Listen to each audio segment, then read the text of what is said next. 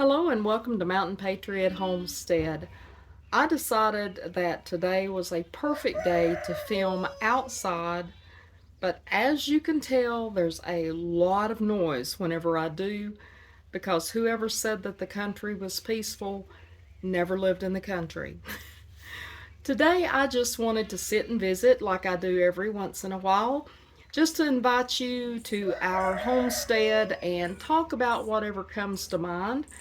And today I wanted to bring up a topic, just a, just a friendly topic. I mean, it's not judging anybody, or because if so, I'd have to be judging myself as well.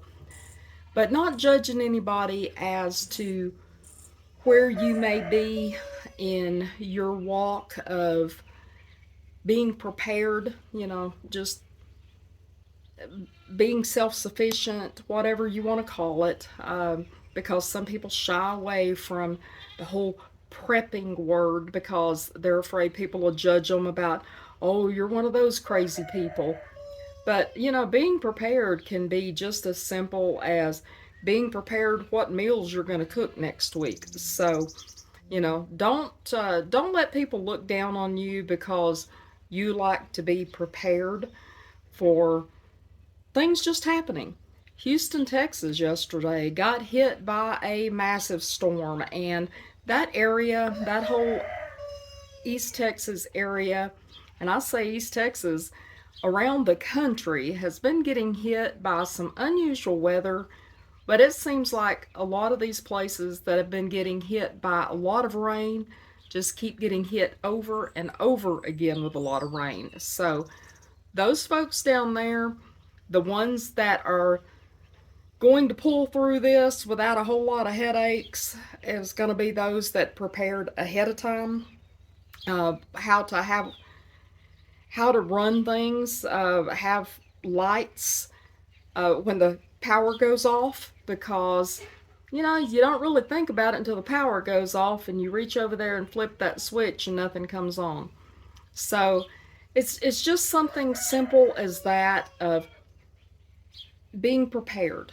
Now, I'm not going to go into a whole big prepping video. That's not what my intent was to do today, but I want to just ask you, how in control are you of your day to day life?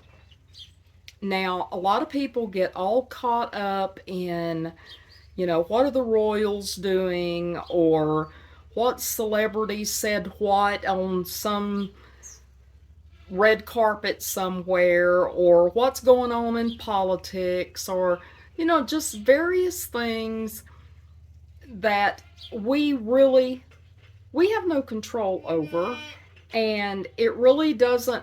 What does it affect us truly in our day-to-day life? Sure, it's important to get out and go vote. It's important to know what's going on in the world around us. But if there are things that we can't change as far as how somebody acts or what somebody says, then we just every once in a while need to stop. And I want to point this to myself.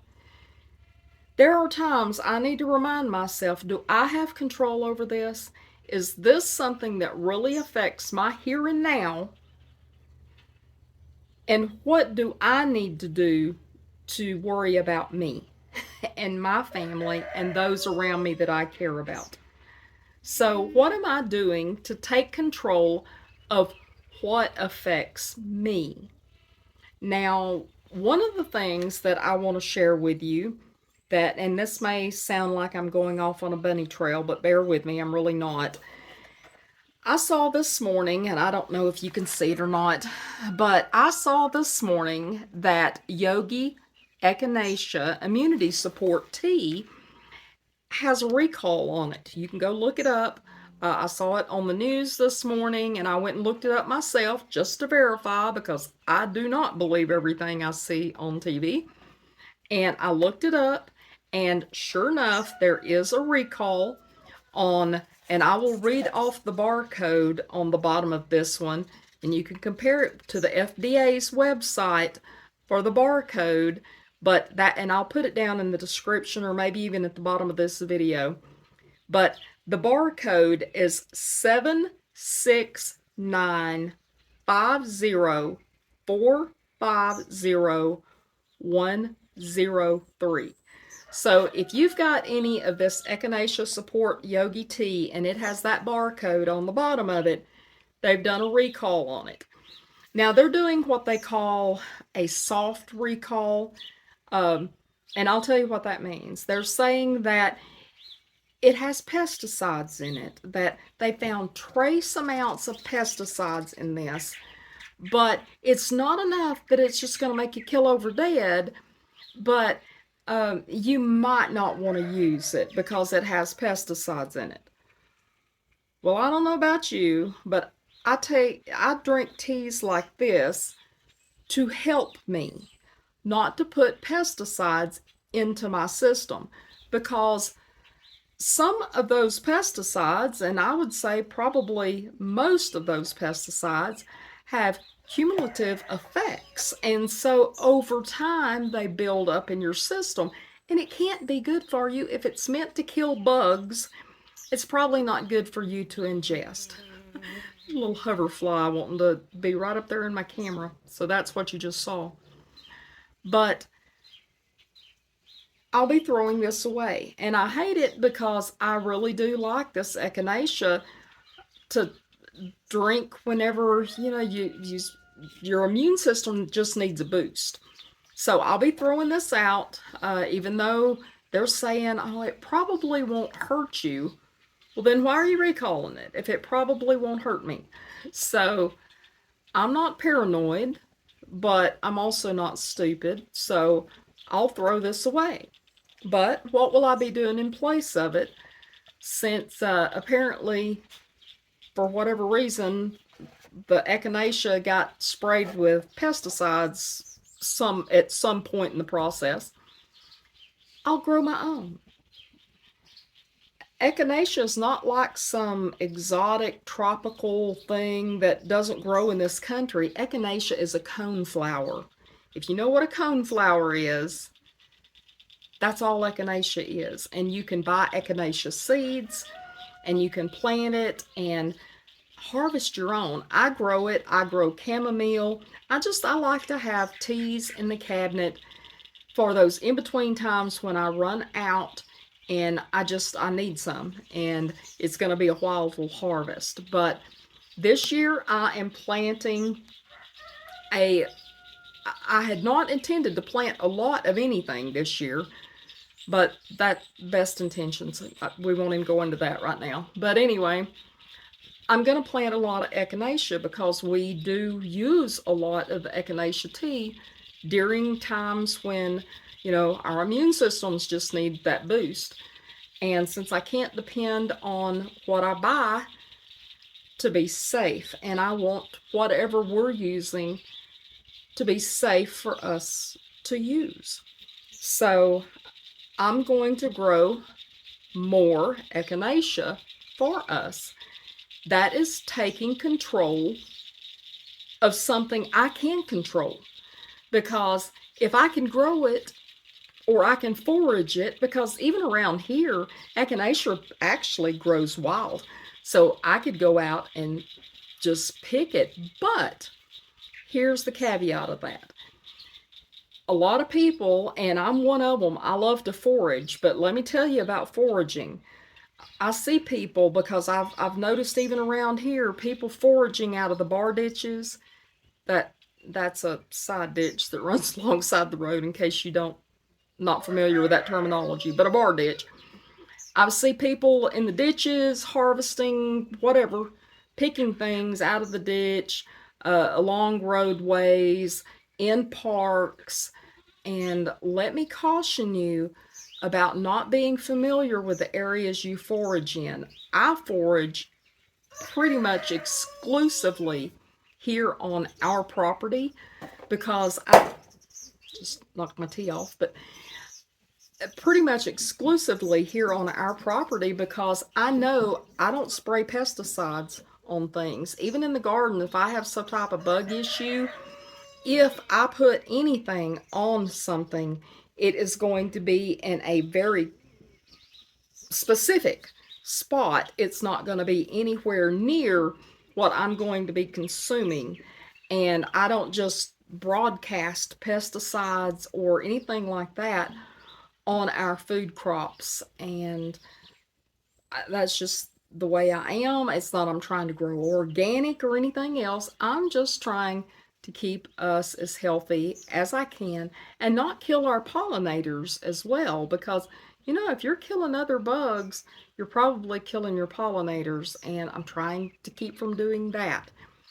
So, taking control of what I can control, and that is the foods we eat, the medicinals that we use, um, anything that you put on or in your body, you have control of, but you got to pay attention. Um, Another thing that I'll share about a medicinal that I've used in just the last few days, and my husband's used, is this time of year here in the Ozarks, the ticks and the chiggers are horrible. And he can get out there and he can wade around in the grass and stuff, and he may get a tick.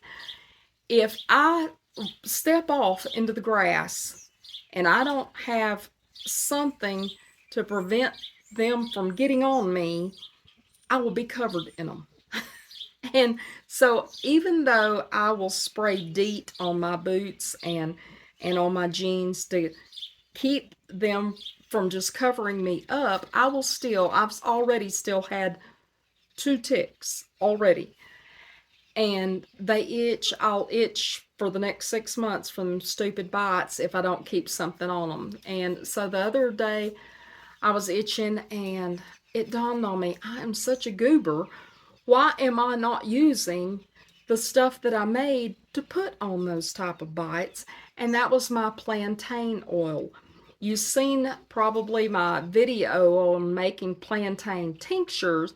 I did not make a video on making the oil, because if you watch my video about the chickweed oil, it's pretty much the same process. You dry it, you put it in the oil, you shake it a few times every day, and at the end of 8 weeks onward, depending on how potent you want it, you drain it off, and then you can use it. And that plantain oil can be used on rashes, it can be used on scrapes, it can be used on bug bites, and that's what I use. I can be just itching like crazy and put a little bit on sorry, I got the hiccups. Put a little bit on my bug bites and it quits. It just stops. So I am taking control of what I can control. And pretty much, isn't that really all that we can do?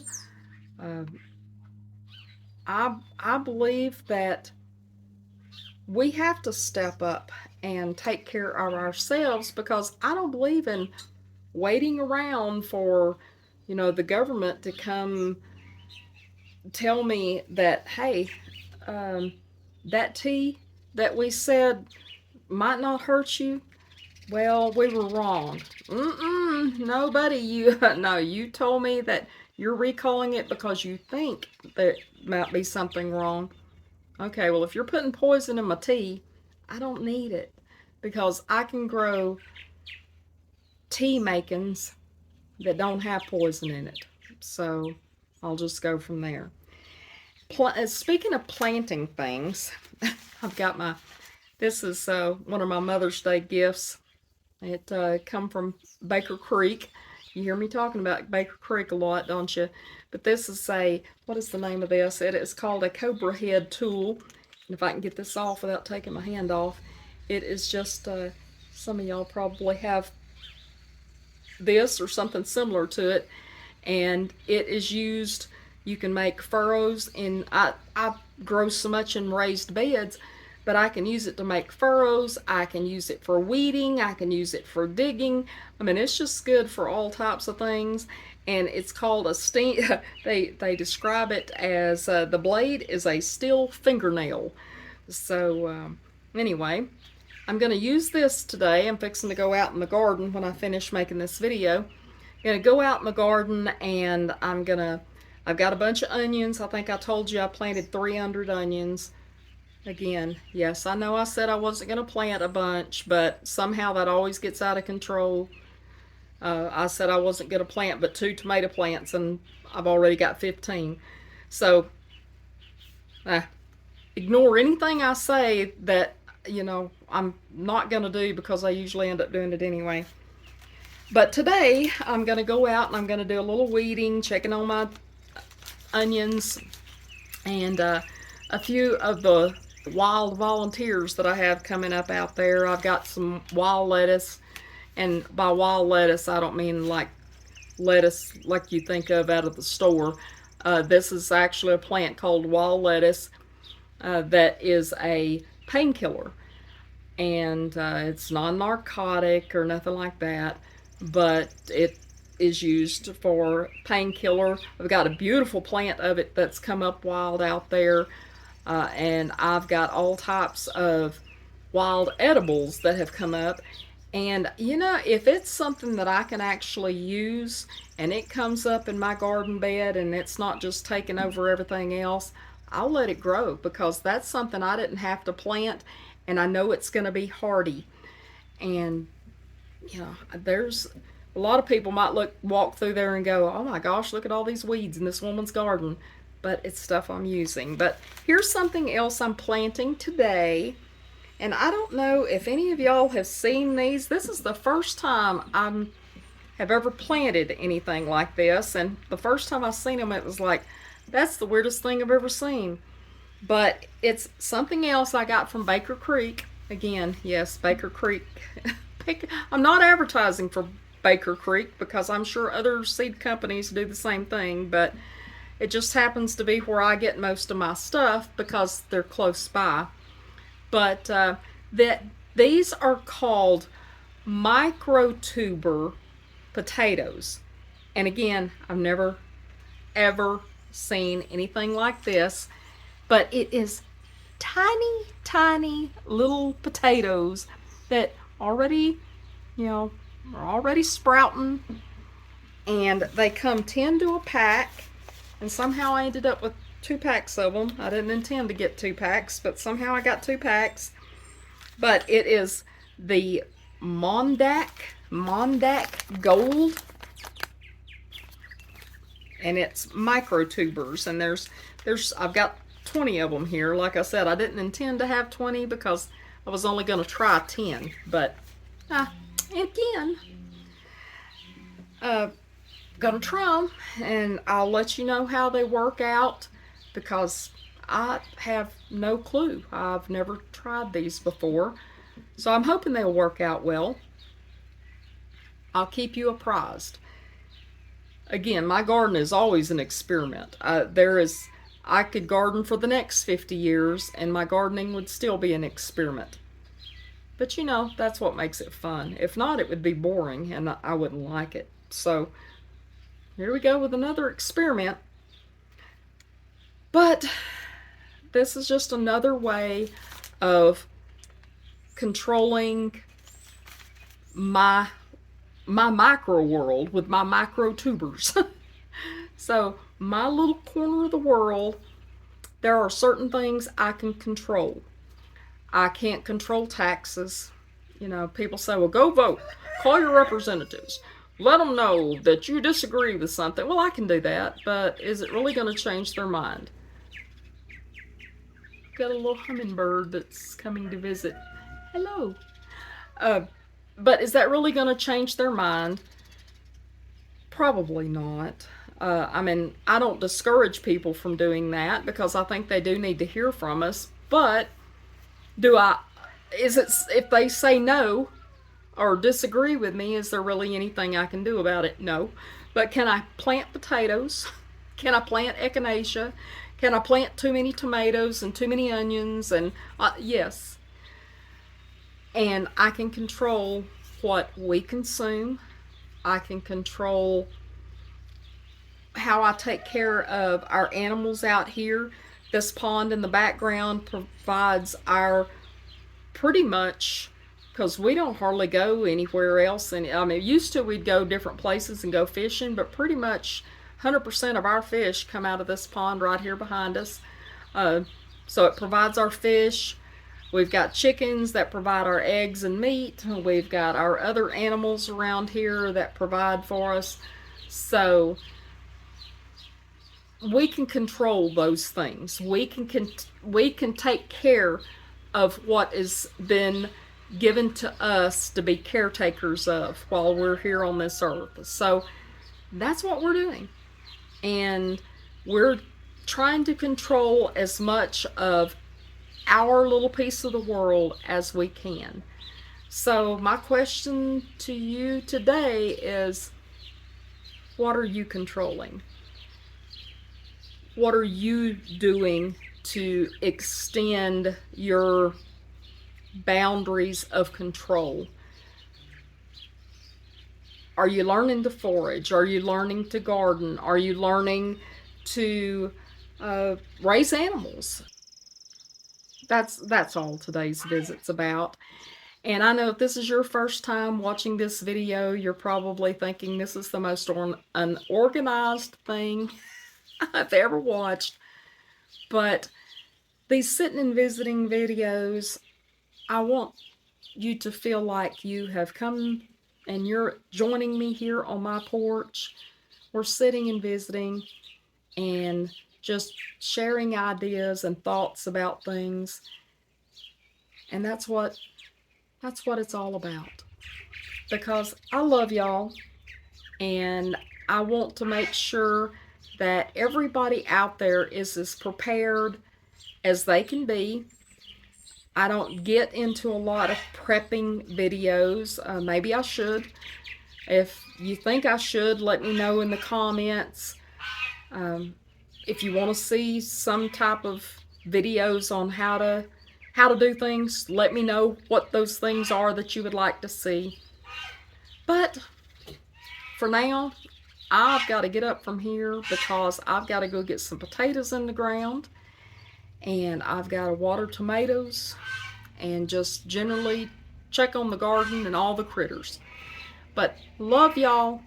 And I hope y'all come back again real soon. If you like this video, please give it a thumbs up, share and subscribe, and please come back again. Talk to you later. Mountain Patriot Homestead, signing out.